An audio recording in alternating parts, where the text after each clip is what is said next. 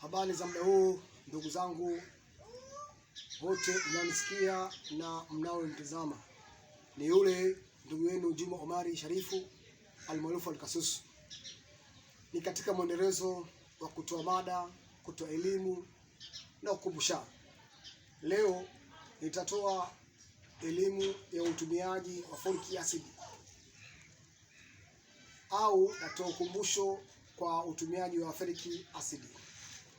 Folic acid ni aina ya kidonge iliyotengenezwa kwa kutokana na vyakula na matunda. Folic acid mara nyingi hutumiwa na mama wajawazito kwa ajili ya kuongeza damu, lakini leo nipo hapa kutoa elimu zaidi kwa wanawake na wasio wanawake. Sasa tege masikio na endelea kunifuata. Faida za kiafya.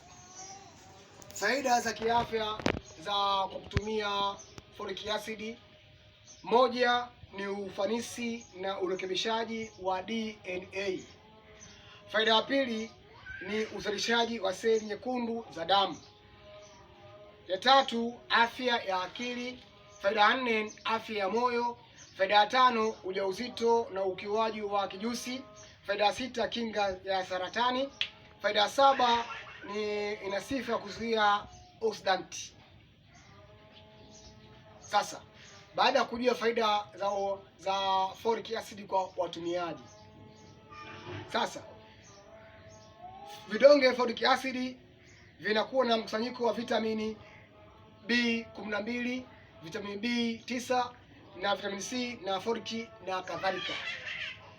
Hiyo ni mkusanyiko wa vitamini mbalimbali. Lakini pia mama mwenye mimba anatakiwa atumie isipite kuanzia wiki 3 hadi 4. Vidonge hivyo atumie wiki 3 hadi 4. Hapo mtoto anaanza kutengeneza ubongo na spinal cord, uti wa mgongo.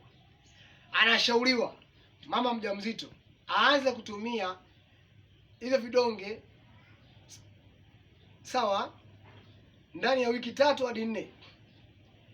Hicho kipindi mtoto anaanza kutengeneza ubongo na uti wa mgongo, ubongo na uti wa mgongo. Lakini mama ambaye anayetafuta mimba anatumia kiasi cha miezi 3 kabla. Miezi 3 kabla anatakiwa atumie hivi vidonge sawa. Lakini mama aliyeshawahi kuzaa mtoto mwenye matatizo hayo, ni vizuri akawahi kutumia mapema. Kuna uwezekano kuzaa mtoto mwenye hayo matatizo, tena anywe mapema ili amwepushie mtoto. Mama mwenye uzito mkubwa ana hatari ya kuzaa mtoto mwenye mapungufu. Sasa madhara ya kutoacha kutumia vidonge hivyo folic acid, madhara yake haya kama yafuatayo: moja, mama na mtoto kukosa damu, kitaalamu anemia. Pili, kuathiriwa kwa ubongo na uti wa mgongo wa mtoto. Tatu, mtoto kuzaliwa mgongo wazi, kuzaliwa na uvimbe mkubwa mgongoni. Hayo ni madhara ya kutoacha kutumia folic acid. 4, mtoto kuzaliwa na kichwa kikubwa kuzidi umri wake na kuelemewa. 5, mtoto kuzaliwa mdomo juu ya ribs, hawezi kufungika wala kufunga, panakuwa hapafunguki mdomo sawa. Mtoto kuzaliwa na kichwa chenye mapungufu kinakuwa kama umbo la chura. 7, mimba kuharibika. 8, mtoto kuzaliwa njiti. 9, kuleta ulemavu wa miguu. Sasa ndugu zangu wote mnaonisikia, hususan wanawake wenye kutaraji ujauzito au wenye ujauzito sasa hivi, muhimu sana kutumia folic acid. Hivi vidonge vimetayarishwa kitaalamu kwa ajili ya kumsaidia mama mjamzito kwa ajili ya kukinga mtoto wake asipate hayo maradhi. Mara nyingi mama wetu wajawazito huwa wanakwenda kliniki baada ya miezi mitatu. Sasa ukienda kliniki baada ya miezi mitatu, hapo utakuwa huja kumsaidia mtoto wako, bali unatakiwa uende kliniki mapema kwa ajili ya kumsaidia mtoto wako kwa kumkinga hayo matatizo ambayo yanaweza yakampata. Mara nyingi mama yetu wajawazito huwa wanasema vidonge hivi vinawaletea wanapata vichefuchefu wakati wanakunywa. Sasa bora ipi? Bora unywe ili kumkinga mwanao au uviache ili apate mwanao matatizo. Na shauri wanawake zetu, mama zetu, tumieni vidonge hivi folic acid kwa ajili ya kuwakinga watoto na matatizo makubwa. Leo hii tumeshuhudia mtu anazaliwa ana matatizo ya mgongo wazi, matatizo kichwa kikubwa, gharama yake ni kubwa kumtibu huyo mtoto. Sasa hebu tumia hivi vidonge mapema. Tena natoa ushauri, nendeni kliniki mapema ili muanze kutumia vidonge hivi. Mnapochelewa kliniki, vidonge hivi mtakunywa, lakini kwa kuongeza damu tu, lakini si kumkinga mtoto. Kwani mtoto anaanza kukingwa ndani ya wiki 3 hadi 4 kwa haya matatizo. Ukienda miezi mitatu, hapo utakuwa unapata tiba kwa ajili ya kuongeza damu tu, lakini sio kumkinga mtoto. Sasa usije ukaona mwanao unamzaa vizuri wakati vidonge hivi hunywi ukasema hapana. Vidonge hivi vina faida kubwa kwa ajili yako wewe mzazi na mtoto wako.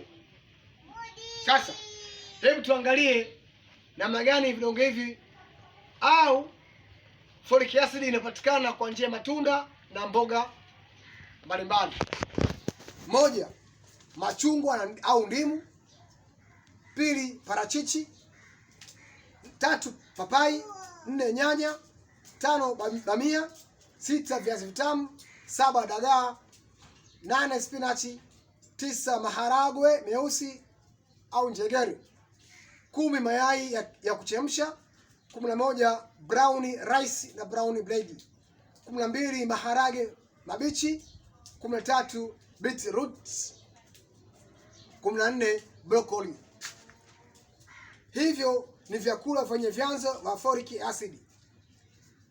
Kwa hiyo yoyote ambaye ananisikia leo nikasema hapana, nije niongee na wanamama na madada zetu ambao wanataraji kushika ujauzito au wenye ujauzito, mwende mapema kliniki ili muanze matibabu mapema kwa ajili ya afya ya mwanao aliyo tumboni.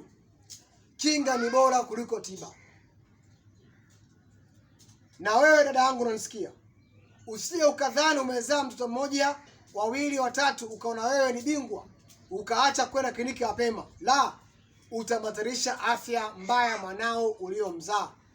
Utapata gharama kubwa kumtunza, kubwa kumlea, kubwa kumkinga na madawa. Sasa hospitali, madaktari wengi wanatoa elimu hiyo kubwa, lakini madada wengi mnadharau kwenda kliniki. Leo mimi Juma nimekuja hapa kutoa hamasa. Mwende kliniki mapema, muanze kutibiwa mapema. Afya ya mtoto ni afya ya msingi. Asante Rais wetu Dr. Samia Suluhu Hassan kwa kuwajali mama na watoto, na umeweza kuwatibu watoto na mama zao wajawazito bure. Asante sana mama. Nakutakia heri na majukumu mema.